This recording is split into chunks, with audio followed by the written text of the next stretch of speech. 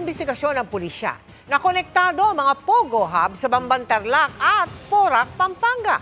Pinangangambahan namang magamit sa eleksyon ng kita sa pang-i-scam ng mga illegal na Pogo. Nakatutok si June Veneracion. Scamming activities ang kabilang sa mga sinisilip na aktibidad ng mga illegal na Pogo sa Pilipinas. Batay sa datos ng Presidential Anti-Organized Crime Commission o PAOK, sa isang buwan, mahina ang 2 bilyong pisong kita ng isang illegal na Pogo mula sa scamming activities.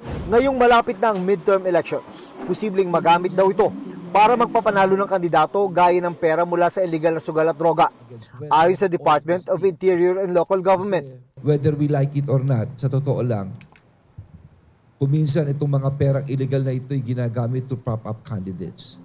At yun na masaklap po rito. All of these things could possibly affect an election. Sabi ng Presidential Anti-Organized Crime Commission, malaking problema para sa gobyerno kapag may nakalusot na kandidato na pinondohan ng pera mula sa illegal na Pogo. Ang isang corrupt na politiko, kung siya ang alkalde ng isang bayan, hindi mo na kinakailangan mag-apply ng kahit ano pang dokumento. You can just operate anytime. Bulag, pipi, bingi ang isang corrupt na politiko kapag nasusuhulan ng mga magpupugo.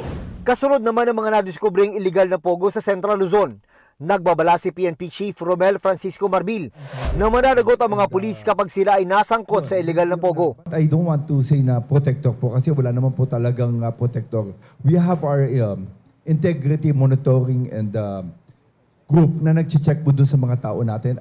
Lumabas naman sa investigasyon ng Criminal Investigation and Detection Group na konektado ang Pogo Hub sa Banban at Porac. Pero hindi muna nito inilatag ang koneksyon ng dalawa habang nagpapatuloy ang investigasyon. Sa Pogo Hub sa Porac, lumutang ang mga hinala na may mga foreign spy sa Pilipinas matapos ma-recover ang mga Chinese military uniform.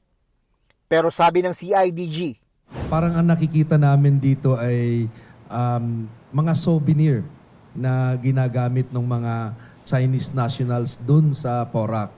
But we are not discounting the possibility na may iba pang reason. para sa GMA Integrated News, June Veneracion, nakatutok 24 oras.